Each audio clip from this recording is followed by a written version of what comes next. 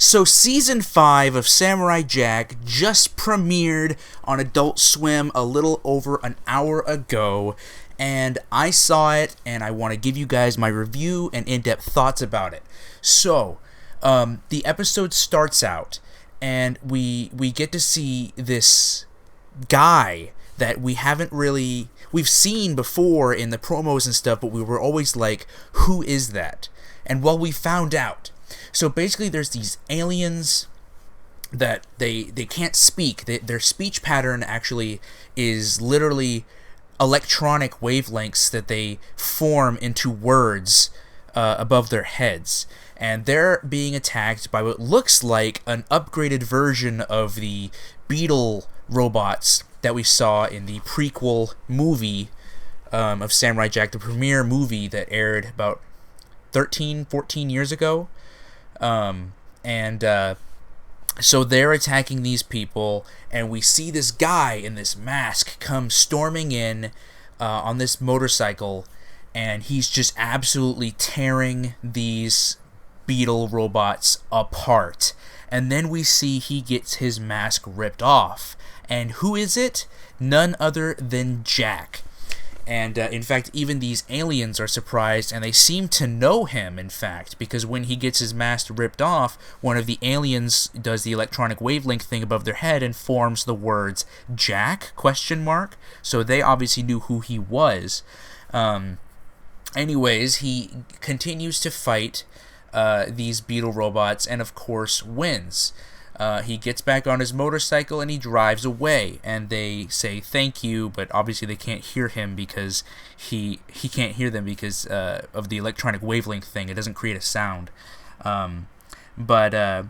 Flash over to the Aku side, we get to see the children of Aku, or the daughters of Aku that they call themselves. It's literally one woman who gives birth to seven children, 7 daughters at one time. That's insane. That's absolutely insane. It's this woman who gives birth to 7 daughters, and she calls them the 7 daughters of Aku. I don't know if Aku is the biological father, or whether or not that's just a name, whether they're just calling themselves the daughters of Aku. That could just be a nifty, fun name. But anyway, there's this big fucking woman, huge muscles and everything, that is training, I guess, quote unquote training, because I don't really know if this counts as training considering what she's doing. But basically these newborns, well, they're not really newborns, some time has passed, they have become children now. They're fighting her, and this big grown woman is literally just beating the shit out of these little kids. And one of the little girls escapes. She looks like she's going to be the main one. Not really escapes, but she finds a little crack in the wall of where they were, and she looks outside and she sees the beautiful land that, is outside. And the mother comes up and she says, "See that land? That is the land that Aku has made for us. This is what Aku has done for us. But if you like it, if you see how beautiful it is going to be destroyed by the samurai. He is going to come and ravage through the land and destroy everything." So they're pinning everything that's going to happen, or everything that has happened, on Jack. They see Aku as this godly figure that's done so much for them, and Jack is the one that's been ruining everything. So they're training up these kids to basically hate Jack. And I'm not sure if their biology is causing them to just age quickly, or whether or not this time is actually passing by, because they're growing up really fast, and they end up becoming, basically women now. They're at least high teens, 16, 17, and they've aged pretty well, actually. Like they're doing really cool acrobatic stuff, and there's a scene where the main girl of the 7, the one who's been advertised the most on the trailers, she falls, and one of them tries to stop and pick her up, but the mother stops her and says, "No, Aku has no time for the weak." And so the other sister goes away, and the one who is falling off the cliff, she grabs hold of something, tries to pull herself up, and the mother takes, I think, her staff or her foot, I don't remember, and slams it down on her fingers that are barely holding on. And she asks her, "Are you weak?" And she doesn't say anything. And she keeps asking her, "Are you weak? Are you weak?" And then finally, I don't even know if she screams no. I'm pretty sure she just screams in general. She just goes, "Ah," just screams. And then she just jumps up and flips over her mother and gets back on the ledge and then just continues to go on. And that's when the mother says, "I can see Aku perfectly well in all of these children." So again, I'm not sure if they're infected with his biology or something's going on here. But we're flashing back over to Jack, and Jack is over here just trying to rest, just trying to chill, and these leaves begin to fall from the trees, and one of the leaves that falls is of Jack's father, just basically saying, "Have you forgotten us? Have you forgotten what you came here for?" And then another leaf falls, and it's his mother, and he's just saying, "What are you doing? Why are you not saving us?" And then all of a sudden, all the leaves fall, and it's literally every single person from his village and from his past time that are just calling to him, like, why haven't you saved us yet? What are you doing? Why can't you? And so Jack gets pissed off, and he gets in his motorcycle and drives away. And then we see him eating. He's eating, I think it's a fish, if I remember correctly, over a fire that he cooked himself.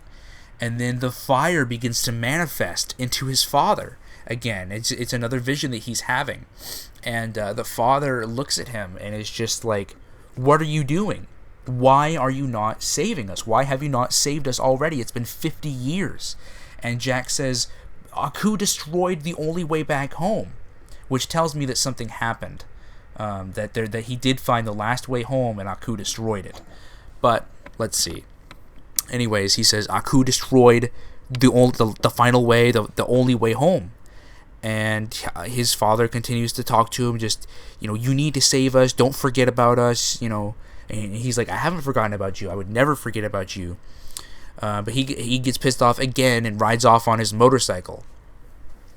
He ends up going to this town, this vacant town, where this remnant of Aku, this assassin of Aku, confronts him, and the voice sounds very familiar. It's Tom Kenny, I believe, doing the voice. But the way he's doing the voice reminds me of his role as the pink gorilla in the Johnny Bravo Jungle Boy episode. Does anybody remember that? The pink gorilla that tried to become king or tried to become as famous as Jungle Boy, but Jungle Boy kept going in and just doing his regular stuff and becoming popular. That's what his voice sounded like. Anyways, Jack ends up going to fight this guy, and he's like, no, I want to go toe-to-toe with your sword. And then he looks all around Jack, and he's like, whoa, where's your sword? What happened? Where's your sword? And Jack flashes back to this scene that we obviously didn't see. In fact, when he flashed back, I was like, whoa, is this something that we have seen already from old Samurai Jack? But no, it's a new scene that I didn't really show who he was fighting, but it was a new scene where he got his sword kicked away and it fell off of some edge or something. But yeah, so he lost his sword, but that didn't stop him from that didn't stop him at all from kicking his ass. Like, it was really cool to watch because he literally just goes and takes this random sword and just starts chopping the shit out of him, or going toe-to-toe, sword-to-sword clash, and he ends up chopping him. He ends up chopping the top of him up, and it's a really cool fight scene because, a lot of Samurai Jack's, the original series' fight scenes, they were not as fluid as this fight scene was, but I'm guessing, the higher frame rate, the knowledge to do animation better in this day and age helped out the fight scene. It looked very fluid. And And then it just cuts to the girls again, the daughters of Aku. Basically, they've completed their training. They end up getting masks put on all of them. And the symbolism here is that they might be 7 people, but now they're fighting as one because they've all got the same masks and they're just trying to work together. But the mother basically just calls out and says, just like in the trailer, go kill the samurai, and they end up charging out, and then that's where the episode ends. The episode ends right there. This was an incredible start to Samurai Jack. This is just going to be very interesting to see, because if it's running over 10 episodes like this, because I finished marathoning Samurai Jack yesterday morning, and I find it interesting that we're now following a continuous storyline, while in the original series, you could watch almost any episode in any given order, and you could be fine watching it because none of it really was continuous from anything previous. Everything kind of had its own story in each episode. But I'm really excited that it does have this kind of a story, because now you need to watch every episode in order to understand what's going on, and I love those types of stories. But anyways, guys, what did you guys think of the premiere? I thought it was freaking awesome, and I cannot wait until next Saturday for episode 2.